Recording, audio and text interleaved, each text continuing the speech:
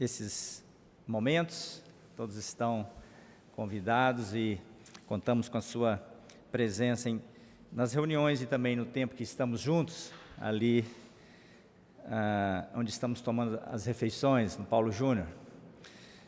Nós vamos iniciar a nossa reunião nesta manhã cantando o hino 165 do Inário Hinos e Cânticos. Nesses dias nós vamos usar apenas o Inário Hinos e Cânticos. Depois os irmãos podem escolher alguns hinos, depois o irmão vai dirigir a igreja à presença de Deus em oração, e depois nós vamos ter mais um estudo da Palavra de Deus. 165.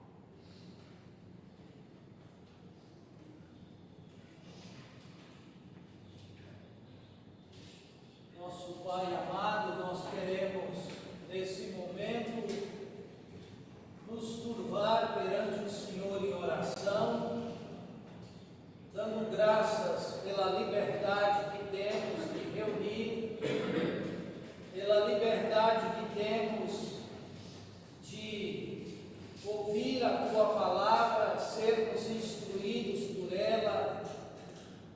Te damos graças por este livro que revela a pessoa do nosso amado Salvador.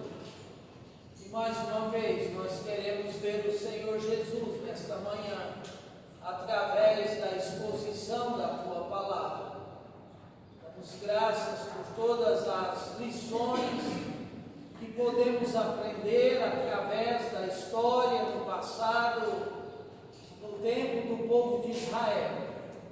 Nós oramos para que o Senhor abençoe mais uma vez o Teu servo, no momento em que há de abrir a sua boca para nos transmitir aquilo que Ele tem recebido das Tuas mãos.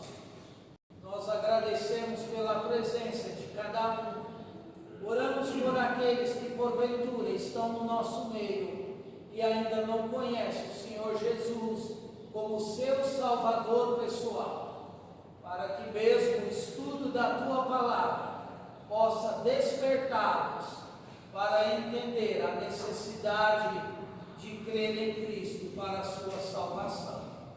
Oramos dando graças pelos louvores que já foram oferecidos, e nós contamos com a bênção do Senhor em cada passo desta reunião. Nós oramos com gratidão no nome singular daquele que está acima de tudo e de todos, o nome do Senhor Jesus. Amém. Amém.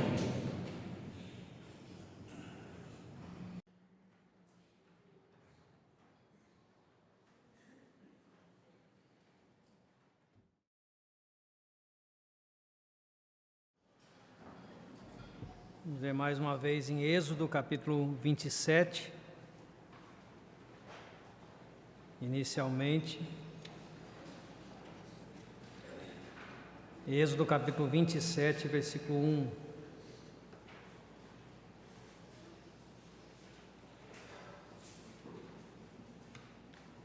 Êxodo 27, versículo 1. Farás também o altar de madeira de acácia, 5 côvados será o comprimento e 5 côvados a largura. Repare que estamos pensando no côvado como sendo mais ou menos meio metro. É fácil na sua mente você já dividir esses números pela metade. E repare a ênfase aqui no fato do altar ser quadrado. Diz o texto: 5 côvados será o comprimento e 5 côvados a largura. E Deus acrescenta o que parece ser desnecessário acrescentar: será quadrado o altar, e 3 côvados a sua altura. E farás as suas pontas nos seus 4 cantos, as suas pontas serão do mesmo, e o cobrirás de cobre. Far-lhe-ás também os seus recipientes para recolher a sua cinza, e as suas pás, e as suas bacias, e os seus garfos, e os seus braseiros. Todos os seus utensílios farás de cobre. Far-lhe-ás também um crivo de cobre em forma de rede, e farás a esta rede 4 argolas de metal nos seus 4 cantos, e as porás dentro da borda do altar para baixo, de maneira que a rede chegue até o meio do altar. Repare essa expressão: o crivo, a rede chega até ao meio do altar. Versículo 8: oco e de tábuas o farás, como se te mostrou no monte, assim o farão. Agora o capítulo 30, Êxodo capítulo 30, versículo 17.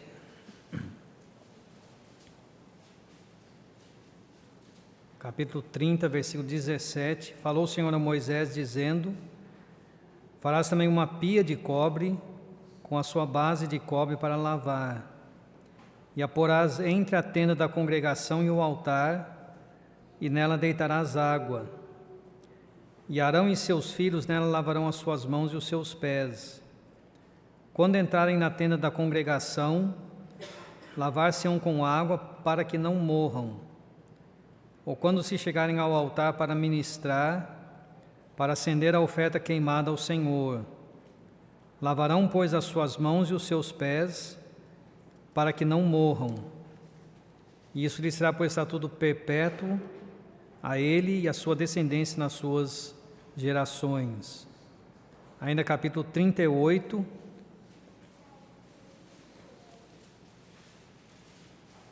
Aqui já na execução das ordens recebidas, capítulo 38, versículo 8.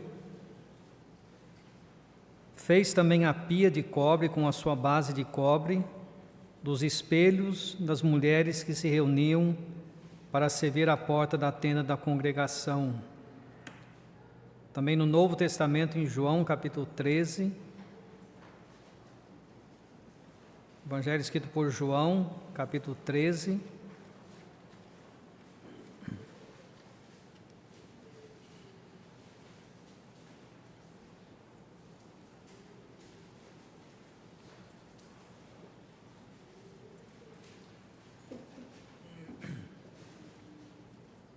Vou ler o versículo 10, João capítulo 13, versículo 10.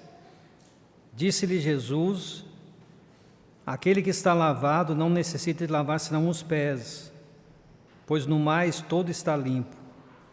Ora, vós estáis limpos, mas não todos, porque bem sabia ele quem o havia de trair. Por isso disse: nem todos estáis limpos. Finalmente, capítulo 15, João capítulo 15, versículo 3.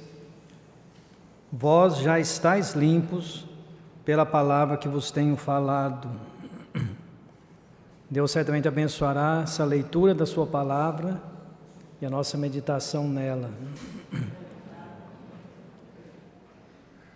Estamos tentando, com a ajuda de Deus, olhar para o tabernáculo, mas de uma forma bem simples e resumida. É uma construção com muitos detalhes registrados nas Escrituras, e cada detalhe tem a sua aplicação para nós hoje. Mas para tentar tirar alguma coisa prática, proveitosa, estamos pensando em 4 visões diferentes, que 4 pessoas diferentes poderiam ter daquele tabernáculo. Uma ilustração diferente do que nós usamos ontem à noite. Podíamos pensar em 4 pessoas chegando até a porta do pátio do tabernáculo. Nessa ilustração atrás de mim, chegando nessa região,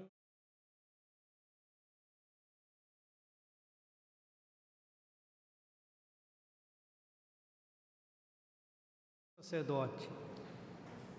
O estrangeiro não poderia avançar para dentro do pátio, precisava permanecer do lado de fora.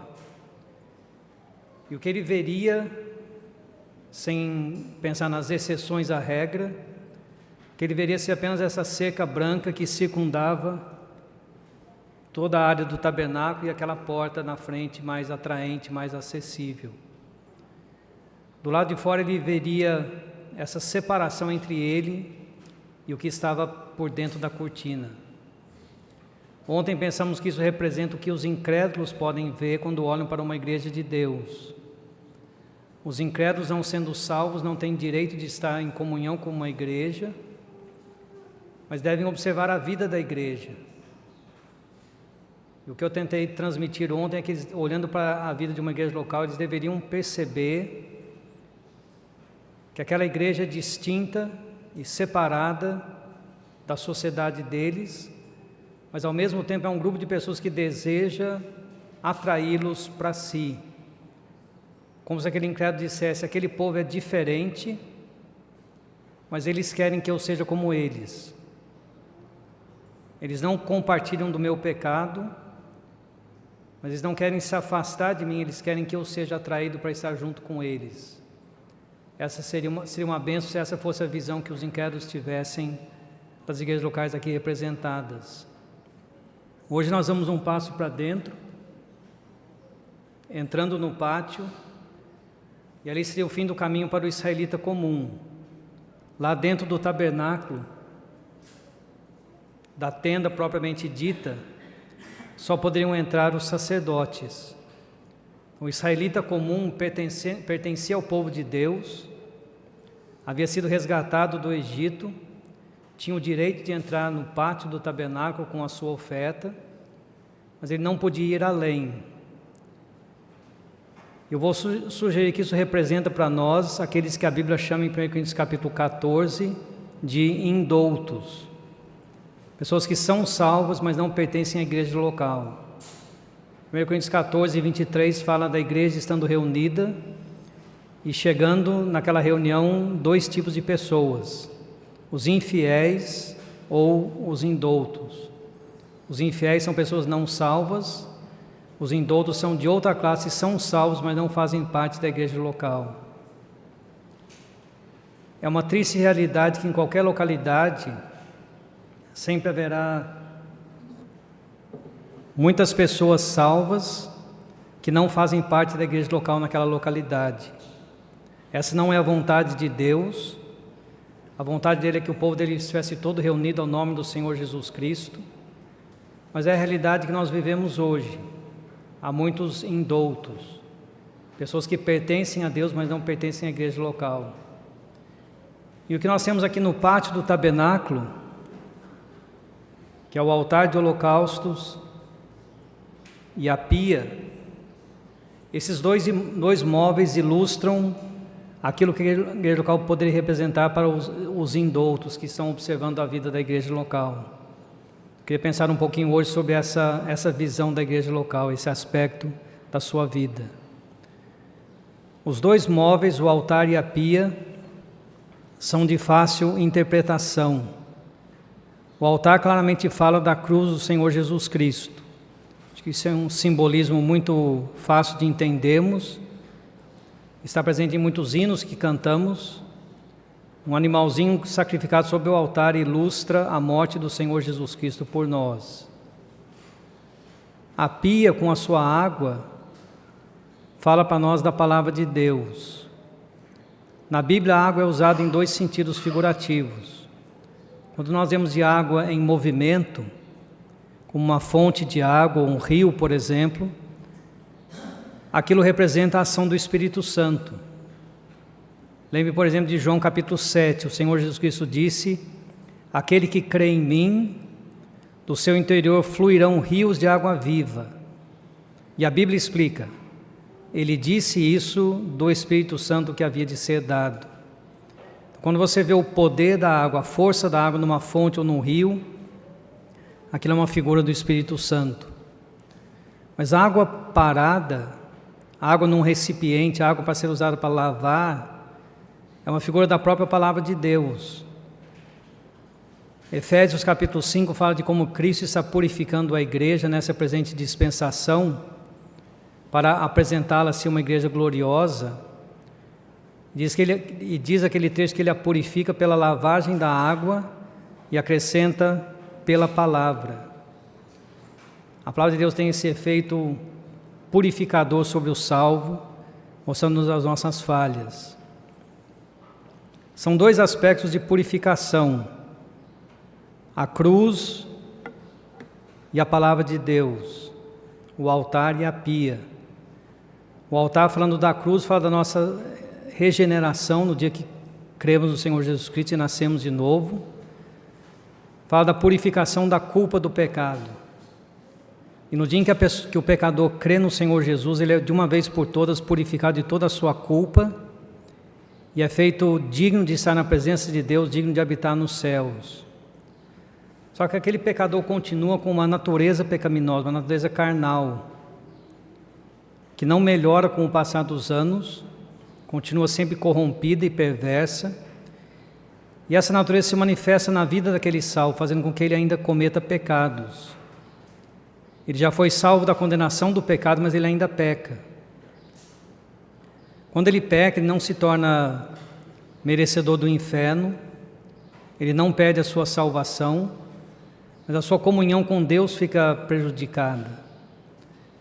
Por isso é necessário, além da lavagem pelo sangue do Senhor Jesus Cristo, além de sermos lavados no sangue dele no ato de crer, é necessário também essa lavagem diária com a palavra de Deus para manter a nossa comunhão com ele.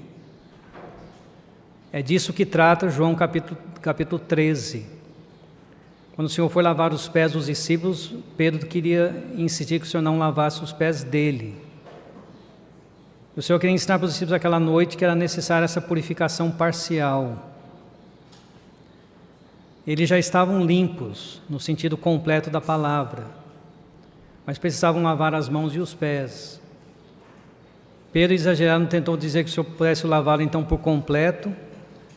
O Senhor ressaltou essa distinção: quem já está lavado, quem já foi banhado, literalmente, não precisa lavar senão as mãos e os pés, enfatizando assim esses dois aspectos: uma lavagem inicial completa e depois as subsequentes lavagens parciais diárias.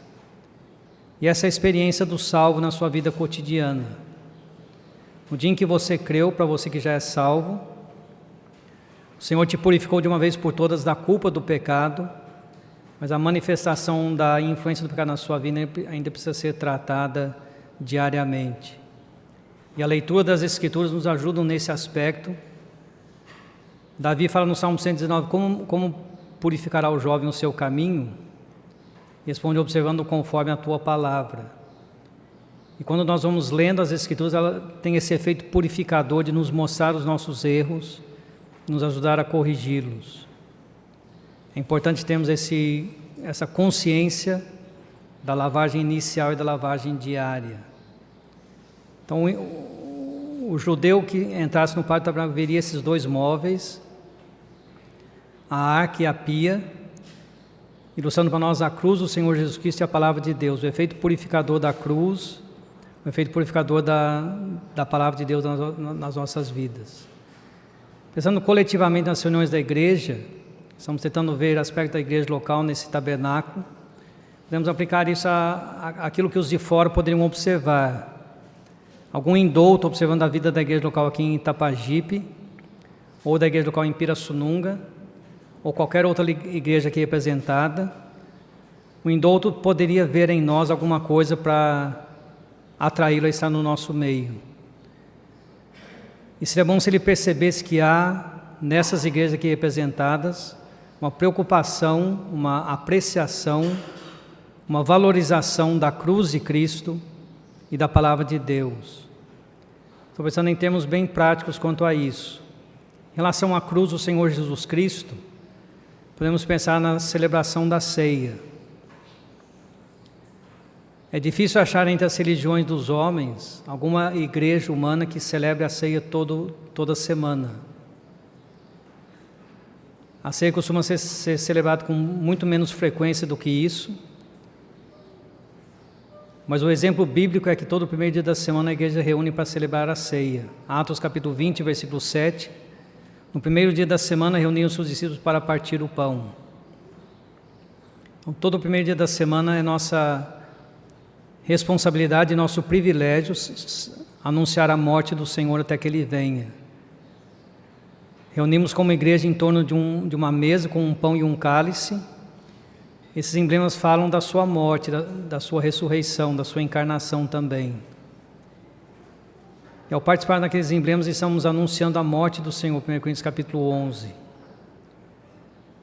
Em alguns lugares a ceia se torna um mero apêndice às reuniões normais da igreja.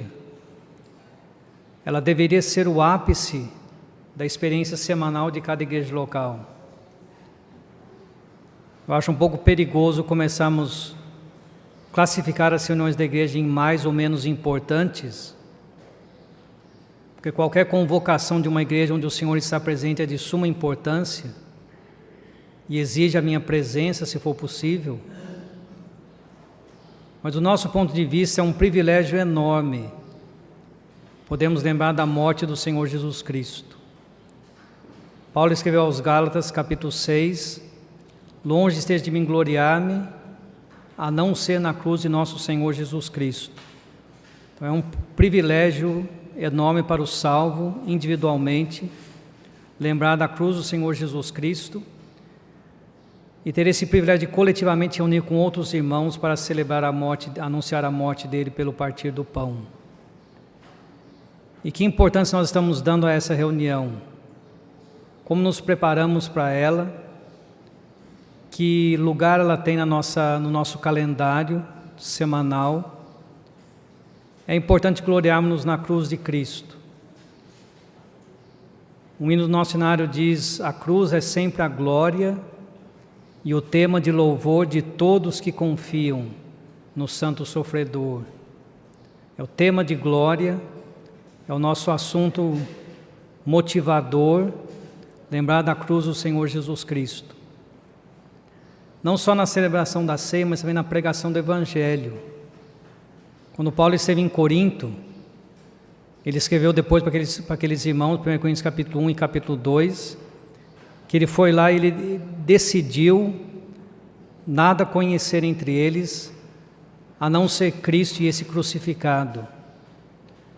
Ele disse para aqueles irmãos: os judeus pedem sinal, os gregos buscam sabedoria, mas nós pregamos a Cristo crucificado. Essa era a mensagem do Evangelho: Cristo e Cristo crucificado. Uma mensagem que ofende ao sentimento religioso do judeu, porque aponta para o pecado dele.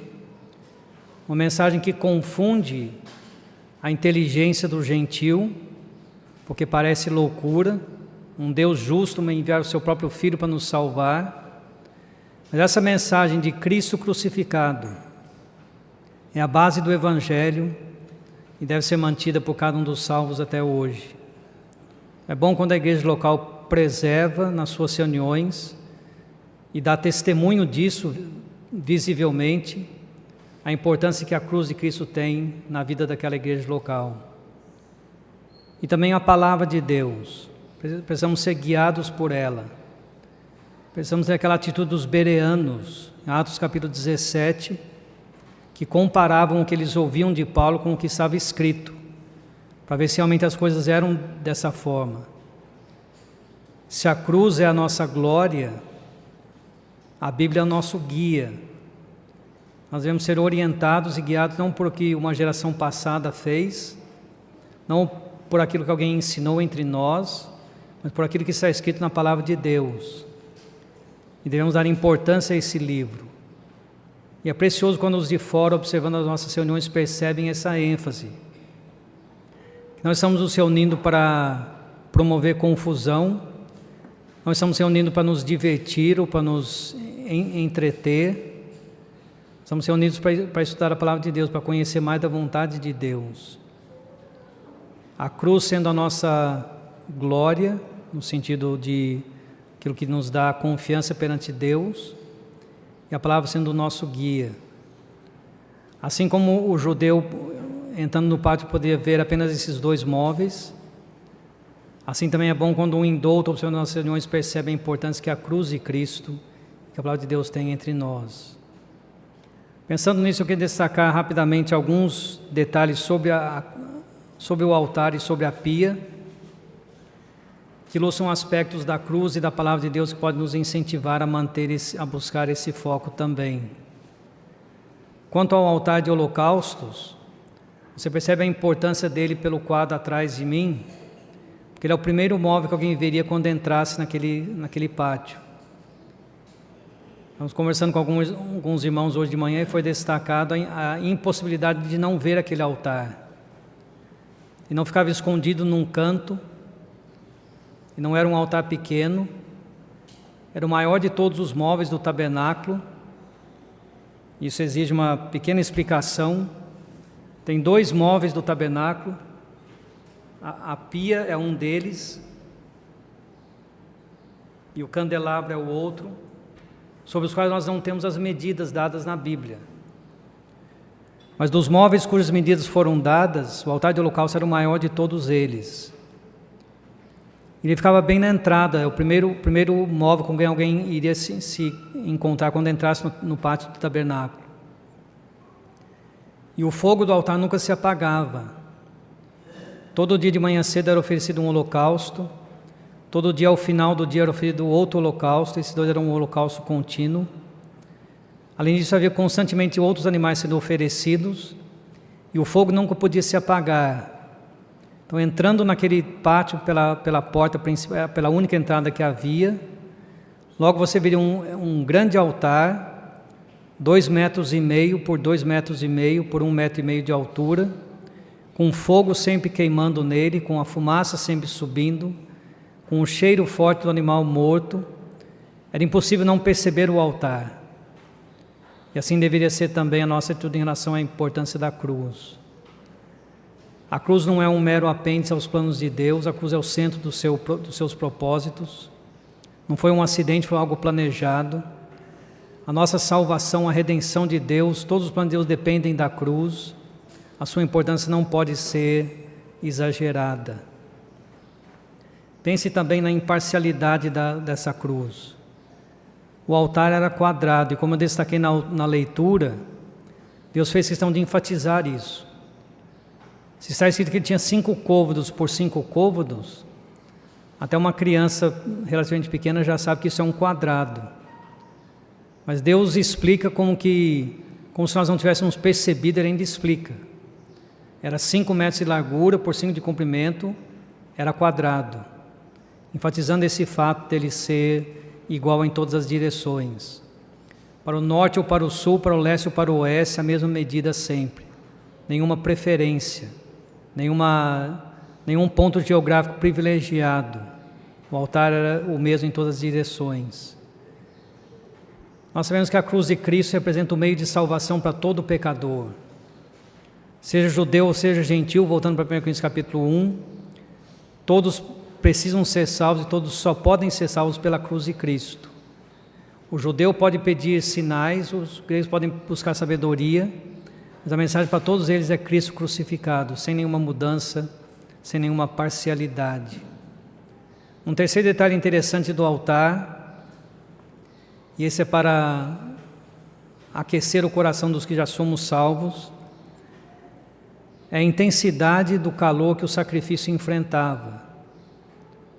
Eu tentei destacar na leitura o fato do crivo do altar descer até o meio do altar. Às vezes você vê ilustrações do tabernáculo, do altar especificamente. Nessa ilustração não dá para ter não há muita clareza quanto a isso, mas alguns mostram um altar e um animal colocado em cima do altar. Realmente o animal era colocado dentro do altar, no tabernáculo.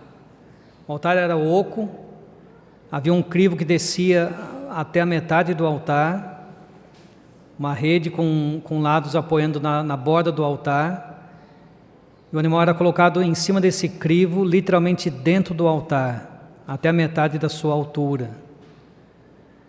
Dizem os estudiosos que o cobre usado naqueles dias era tratado de uma forma que nós não conhecemos hoje, que o tornava muito mais resistente ao calor. Você tem uma figura de um sacrifício colocado no meio do fogo, cercado pelos 4 lados de um material resistente ao calor, que aumentaria a intensidade do fogo. Você tem a figura de um calor insuportável. Quando os amigos de Daniel foram ser lançados na fornalha de fogo ardente, a fornalha foi aquecida 7 vezes mais. Em figura, nós temos aqui nesse altar uma figura de sofrimento exagerado. Um fogo representando o juízo de Deus, sendo intensificado pela posição do sacrifício no meio do altar e pelas paredes de bronze, indicando para nós a intensidade do juízo sofrido por aqueles sacrifícios. Os animais colocados lá já estavam mortos, eles não sentiam nenhuma diferença. Eles eram mortos antes de serem colocados ali dentro. Mas em figura nós lembramos do Senhor Jesus Cristo indo até a cruz do Calvário. 3 vezes no Velho Testamento é usada a figura das ondas de Deus cobrindo o Senhor Jesus Cristo. Todas as tuas ondas passaram sobre mim, dizem os profetas. Não sei se alguém que já esteve numa tempestade em alto mar. Mas é uma coisa assustadora ver a altura das ondas. E a morte do Senhor Jesus é comparada com uma tempestade, com as ondas da ira de Deus cobrindo totalmente o Senhor, levando-o a clamar, como diz Lamentações capítulo 1, versículo 12: considerai e vede se a dor como a minha, que veio sobre mim com que o Senhor me afligiu no dia do furor da sua ira. Considerai e vede se a dor como a minha. Ninguém jamais sofreu como ele sofreu. Não estou falando dos pregos nas mãos e nos pés, ou da coroa de espinhos, ou dos açoites, mas de quando Deus fez o nosso pecado cair sobre ele. Isaías 53 diz: pela sua pisadura nós somos sarados. A palavra pisadura ali está no singular, é um ato de juízo divino. Quando diz o texto: o Senhor fez cair sobre ele a iniquidade de nós todos. O Senhor fez cair, literalmente lançou sobre ele a iniquidade de nós todos. Não só nós que estamos aqui nesse salão hoje, mas toda a humanidade, todo o pecado acumulado da humanidade toda, lançado sobre um homem, num curto período de tempo. Não tem como avaliarmos o quanto ele sofreu por nós na cruz do Calvário. E por isso nós nos gloriamos na cruz de Cristo, porque ela representa uma entrega absoluta, uma entrega além do que nós podemos imaginar. O Senhor sem reserva se entregou por nós, por amor a nós. Paulo disse: o Filho de Deus me amou e se deu a si mesmo por mim. Contemplando esse sacrifício perfeito, essa morte intensa, nós nos gloriamos na cruz de Cristo. E devemos, como igreja, transmitir isso para aqueles que observam nossas reuniões. Reunimos para glorificar o Senhor Jesus Cristo. Cantamos hoje: falai da sua cruz. E devemos falar da sua cruz, falar da sua morte, do seu amor para conosco. A Bíblia também deve ter um lugar central nas nossas reuniões. Alguns anos atrás alguém visitou uma reunião, era um irmão de uma denominação, era salvo, mas não conhecia a nossa forma de reunir. E no final da reunião ele disse que não havia gostado da reunião. Alguém perguntou: mas por que não gostou? Falou: bom, a reunião de vocês é só Bíblia, Bíblia, Bíblia. Realmente ele estava nos elogiando, sem saber que estava nos elogiando. É bom quando a nossa reunião é centralizada na palavra escrita de Deus. Aqui está revelada a vontade de Deus para nós. É bom cantarmos hinos de louvor a Deus, o Senhor merece ser louvado. Precisamos orar pedindo orientação, mas a orientação vai vir pela palavra de Deus. E se nós não conhecemos essa palavra, nós não vamos saber como agir. Se não quisermos ser guiados por essa palavra, não sabemos como nos comportar nesse mundo. É fundamental que a palavra de Deus tenha espaço entre nós. Quanto à pia, nós vemos a sua profundidade, revelada em Êxodo capítulo 30. Estou pensando em profundidade no sentido de mistério, de segredo. Porque a pia é um dos móveis, junto com o candeeiro, sobre o qual nós não temos as medidas, como eu já mencionei hoje. Deus não fala nada nem sobre o formato dela. Nessa ilustração foi desenhada na forma de um círculo, que provavelmente estaria certo. Mas a Bíblia não fala nem o formato da pia, muito menos o seu tamanho. Em Números, quando lemos sobre o transporte das peças do tabernáculo, quem levaria qual peça e como seria levada, a pia não é mencionada. Então a pia está cercada de mistério. Há muita profundidade relacionada a esse elemento, a esse móvel. Uma figura da profundidade dos segredos que estão nas Escrituras. Eu já citei ontem as palavras de Davi: tenho visto o fim a toda a perfeição, mas o teu mandamento é amplíssimo. Nós nunca vamos esgotar os mistérios que estão na Bíblia, não vamos descobrir tudo que há para ser descoberto. Podemos passar a vida inteira estudando uma parte apenas da Bíblia e nunca conseguimos esgotar as lições que haveria ali. É um livro profundo, com tesouros escondidos para sempre ser descobertos, e merece o nosso estudo. O texto enfatiza também a prioridade dessa pia. Eu destaquei 2 vezes na leitura as palavras para que não morra. O sacerdote não podia entrar na tenda sem primeiro passar pela pia e lavar as suas mãos e os seus pés, para que não morra. Uma exigência muito pesada da parte de Deus, mas que ilustra para nós a importância de darmos prioridade às Escrituras nas nossas reuniões. E vemos também o preço que foi pago pelas mulheres para a confecção da pia. A pia foi feita com os espelhos das mulheres que se reuniam à porta da tenda da congregação. Os espelhos daquele dia não eram tão precisos como os de hoje, eram pedaços de cobre lustrados para darem um reflexo parcial do que se via. E é fácil nós imaginarmos, sem pensar em clichês ou em alguma coisa engraçada, é fácil imaginarmos quanto custaria para as mulheres abrir mão dos seus espelhos. Fizeram isso por gratidão a Deus, por desejo de contribuir. A Bíblia destaca esse fato aparentemente cotidiano e irrelevante, mas um fato importante. A pia foi feita dos espelhos das mulheres que serviam a Deus. Um lembrete de que é necessário haver a disposição de abrir mão de alguma coisa para conhecer as Escrituras. Não há nenhum atalho para você conhecer a Bíblia. Não há um curso de 6 meses para você conhecer as Escrituras completamente. A letra talvez você consiga até discernir.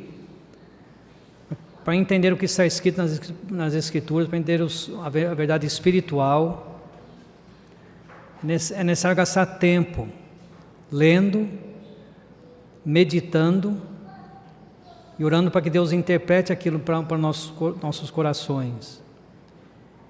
E quem não quiser pagar o preço, quem não quiser abrir mão de alguma coisa lícita para ter mais tempo para estudar as Escrituras, não vai crescer no conhecimento delas. A pia não nasceu do nada, ela veio dos espelhos das mulheres. Alguém abriu mão de alguma coisa. E quando uma igreja é edificada pela palavra de Deus, é porque alguém abriu mão de alguma coisa para ter tempo para conhecer as Escrituras. E seria bom se todos os salvos tivessem esse empenho também. Algumas coisas para o nosso pensamento, girando em torno dessa ideia de uma visão transmitida para quem já conhece a Deus, mas não pertence à igreja. Se ontem pensamos no incrédulo chegando até a porta da tenda o estrangeiro chegando até a porta da tenda da congregação e vendo só aquela cortina, ilustrando um incrédulo hoje observando uma igreja local e pensando, aquele povo é diferente, eles se preocupam em serem santos, eles procuram servir a Deus, eles são diferentes de mim, mas eles querem que eu seja como eles. Hoje então podemos ver um indouto, alguém que já conhece a Deus, mas não conhece a igreja local ainda, observando a nossa forma de reunião e tendo essa convicção. Esse povo ama a cruz de Cristo, esse povo ama a palavra de Deus. Que isso seja verdade de nós na nossa vida prática, como indivíduos e como igreja. Uma igreja nunca vai ser mais do que a soma dos seus indivíduos. Se os membros da igreja têm um certo padrão espiritual, a igreja nunca vai ter um padrão mais elevado do que eles. Então que seja verdade de nós individualmente e da igreja coletivamente, que a cruz de Cristo é a nossa glória, a palavra de Deus é o nosso guia. Deus os abençoe com a sua palavra. Amém.